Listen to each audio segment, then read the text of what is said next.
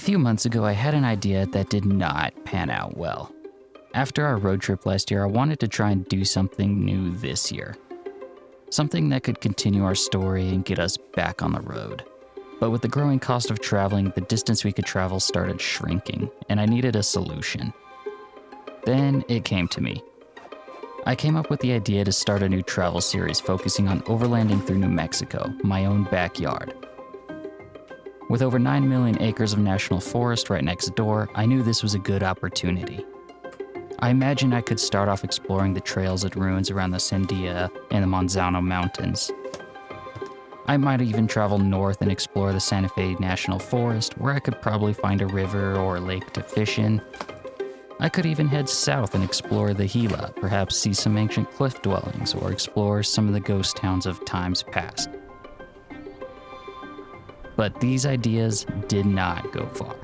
We begin tonight with New Mexico, where thousands of firefighters are battling a colossal wildfire. 2 New Mexico counties have issued red flag warnings. The Calf Canyon and Hermit's Peak fires have merged into a single massive blaze spreading over 170,000 acres. 3 of New Mexico's national forests are closing to the public. Fire has destroyed hundreds of buildings and forced thousands of evacuations. I'll turn into New Mexico, where the nation's largest wildfire continues to burn with bone dry and windy conditions. Right now, over half the U.S. remains in a drought as wildfires still burn across a number of states. In northern New Mexico, the flames are unstoppable. Calf Canyon Hermit's Peak fire is now more than 311,000 acres. Now the largest in state history.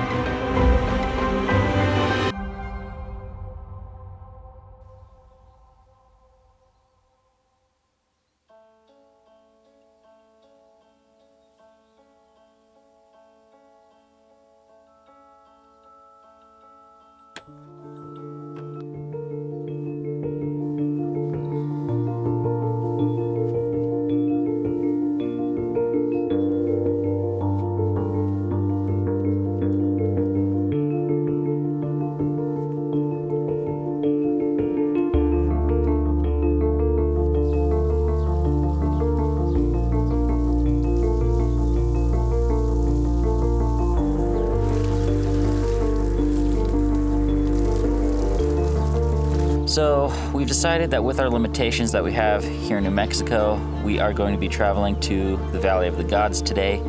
Pretty excited for this trip. Not really sure what to expect as we've never been there before, but I think we're gonna have a really awesome time. And we're just packing up the last bit of stuff right now into the Xterra, and we're gonna hit the road.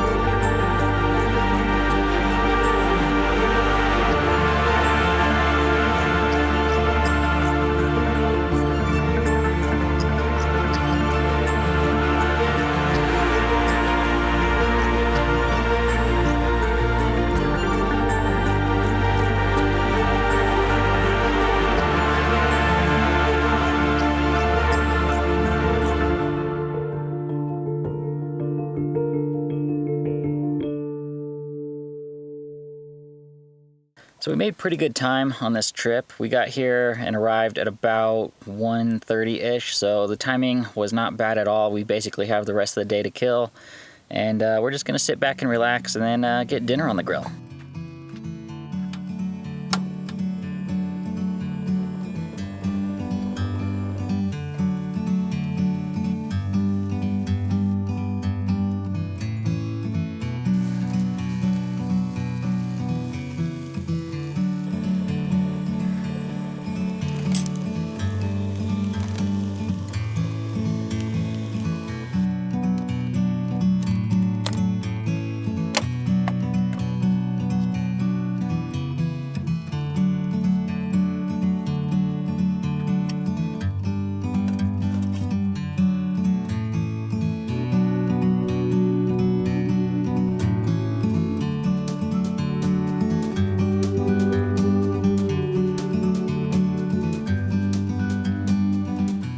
let you guys in on the game plan for this weekend.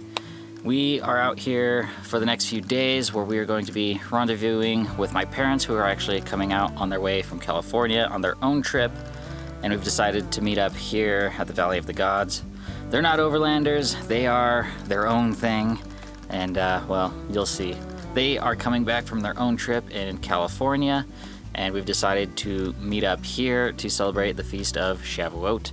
So we're pretty excited for that, but until then, we're just gonna sit tight and enjoy the scenery while we can here.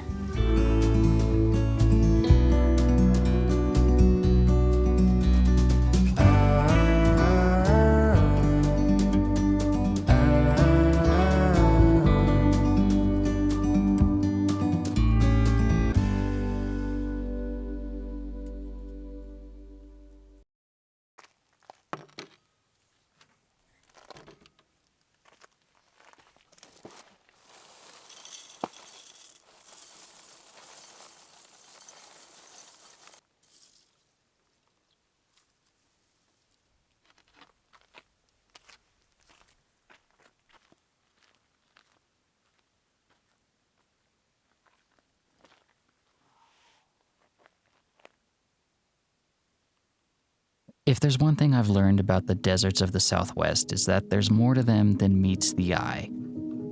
Hidden behind a veil are secrets that most people miss. But if you wait long enough, stay still, and listen, their secrets can be revealed in the silence.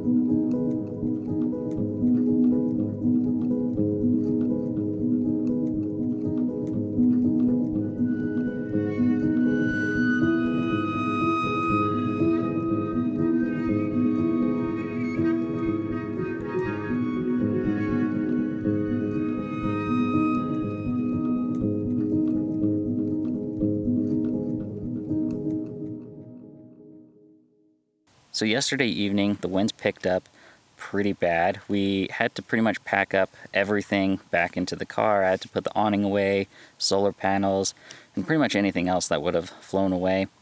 And while I was trying to put the awning away, the gusts actually picked up bad enough that it actually lifted the tent and flipped it shut, which was pretty crazy. I've never had that happen before. I've heard stories from other overlanders who've had their rooftop tents flipped over in the wind, but I've never had it happen myself, so I guess that's just something every overlander has to go through at some point or another. But other than that, the mornings have been pretty still and calm, not a lot going on. It's pretty nice out right now. Night times have been really calm as well too. The skies have been really clear, and that has given me the opportunity over the past 2 nights to get in quite a bit of astrophotography, and it's been really nice. I got a lot of really good photos. Skies have been perfectly clear, and I've been capturing an incredible amount of air glow. So it's pretty cool. Basically, the atmosphere is ionized, and it appears as a green glow, kind of like an aurora. but here in the lower hemisphere, you basically see it as a faint green glow. And you can't really see it with your own eyes, but if you do a long exposure photo, you can actually see it really well. And the past few nights, I've seen more of it than I have any other time I've done astrophotography. So that's really cool. But other than that, we're just kind of chilling here at our campsite today. Not a lot going on, but today is the day my parents are coming in. So we'll see how that goes, especially with the wind that'll be picking up this evening. So I'm not really sure what to expect, but I think we're gonna have a good time one way or the other. We may have to hunker down a little bit in the wind, but we'll see. As the weather heats up for the afternoon, we kicked back in the shade. While I work on my flip-flop tent, Taylor spends her time in the tent working on some of her art projects. A few videos ago, I told you guys that I did my own little custom work for auxiliary power on the Xterra and kind of did my own cabling system, and I didn't quite go into detail on what I did, so let me show you guys what happened here. So I have the two Jackery solar panels that we traditionally run with. They both tie into this Jackery splitter right here. And then I added an extension cable that I made myself with Anderson pole connectors. And if I follow that all the way to the vehicle, I then put a solar panel port on the outside of the Xterra, and I color coded it differently so I know what's solar and what's not. So solar is green and yellow, and that's power going in. Then I have this one for power going out if I so desire. So from the outside of the Xterra, it goes in through the wall there, and if we take a look here, you can actually see it kind of tucks into the interior wall here and just kind of pokes out. Not the fanciest setup, but it's the best I can do right now. So they just kind of go under the seat here, and then from this side they will go under and connect right into the Jackery over there. The reason I decided to do this is because on last year's road trip, I was kind of stuck with the Jackery solar panel cords getting stuck in the door, going straight to the Jackery, and I just wasn't a fan of pinching the cable in the door. So I decided to just put in my own little system that I can probably utilize down the road, even if I decide to at some point get rid of the Jackery. So like clockwork, it is overcast, winds have picked up, and it's actually not that bad out. I was kind of expecting this to be very ugly, despite the occasional 30-mile-an-hour gust that happens. But everything's holding together really well, and my panels are just kind of sitting on the floor here. Wind's blowing towards them, so they just get pressed into the ground and they don't flip, so that's a bonus. Plus, I'm hardly making anything with this overcast weather, so I'm just kind of sucking down what I can. But we're just waiting on my parents to show up and get this party started. There's something you guys should know about us. While Taylor and I are avid overlanders, my parents, on the other hand, are something else.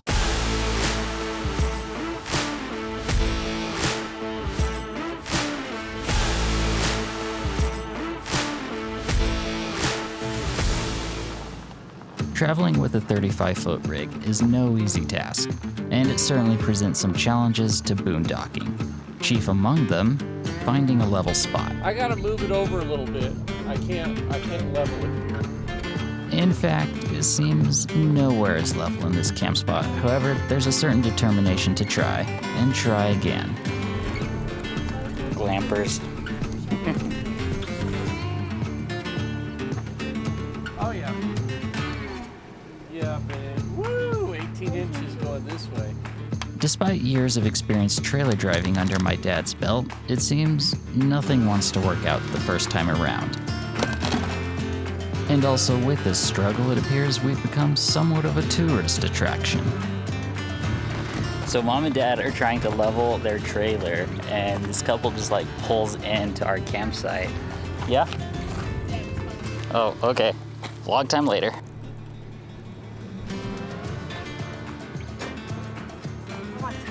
First time boondocking seems to be about like first time camping, period. We've never done that before.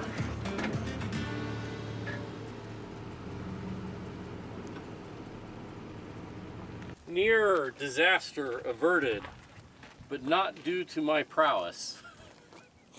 You may have to suck in some pride on this one. I'm sucking in some pride on this one. Mom says thank you for taking care of her garden while we were gone. Ooh, I like that.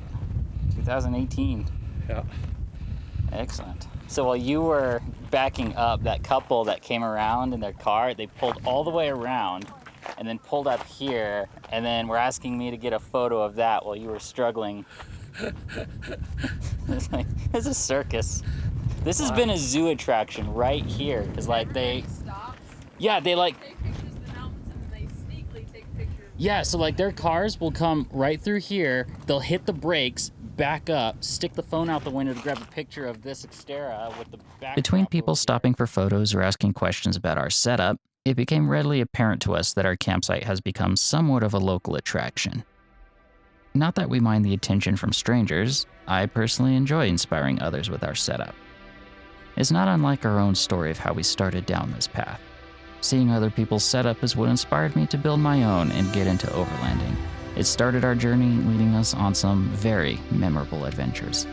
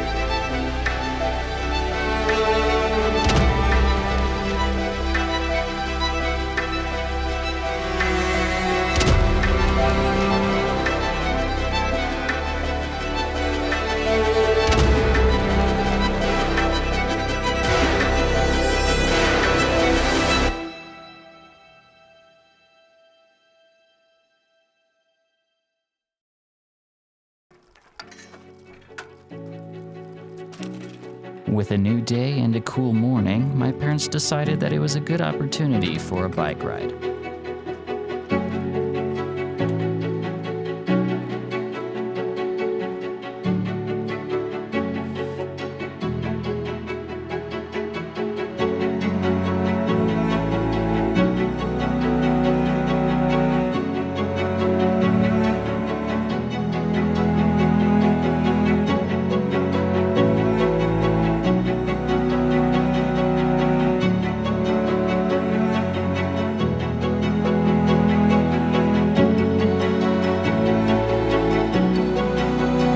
My parents have decided to go out on a bike ride this morning, and Taylor and I are holding down the fort here at camp.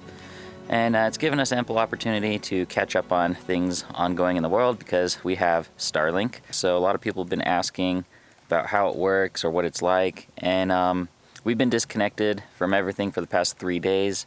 My only means of communication has been my Garmin InReach. I have no cell service out here. And it's kind of been nice to disconnect. I do enjoy that, and that's part of the reason why we come out here. But after 3 or 4 days, it is nice to catch up on things that you absolutely need to catch up on, such as email. Not so much Instagram and Facebook. Those are things I try to get away from, but it is nice to know that other people are okay, I guess. But a lot of people have been asking about how Starlink works or what it's like, and so far it's really nice. We've only used it for the past day, but my parents have been using it for the past 3 weeks while they've been away. And they could probably say more about that than I can, but from my experience, it's been really, really nice. Speeds are kind of inconsistent, but it's still pretty fast and mostly reliable as long as you have clear skies and clear views. While it's not in our normal purview to have such luxuries while Taylor and I travel, we decide to indulge in the spoils of glamping, including that of air conditioning. And as we enter the Feast of Shavuot, it can't be much of a feast without food. But as we enter the heat of the day, it seems that, well, nobody wants to do anything. So this is our last evening here at camp, and I'm kind of stepping away from the generators because they're a little loud. But we got dinner being made on the grill, and we have one last awesome sunset to look at before we get out of here. That's for you to put in your lap. Okay. Thank you. But the plate doesn't stay on the tray very well, so when you sit down, watch it.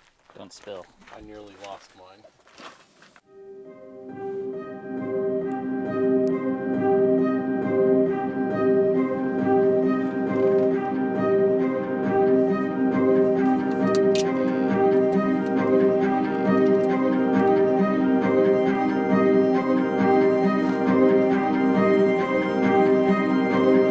So we are packing up this morning. This is our last day here in Valley of the Gods. And we are getting my parents hitched up, and we're gonna be escorting them back out to the trailhead because we're not actually entirely sure they can get out. So they were able to get in, but there's a very steep drop off, and we are not 100% sure that they can actually climb it with a 35-foot, 10,000-pound rig. So we're gonna find out and follow them out. After which Taylor and I are then going to turn back around, and we're gonna do the full 17-mile Valley of the Gods loop. And then at the very end, we got something a little special. We're gonna be climbing up the Moki Dugway.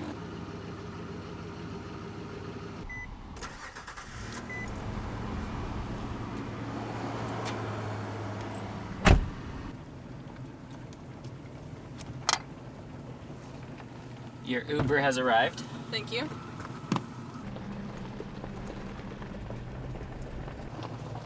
I think they can do it. It doesn't look so steep from here out there. Okay, maybe it's looking a little more steep now that I see that minivan up there. Can you do it? Can he do it? Yeah, he has it. He has it. He's almost there.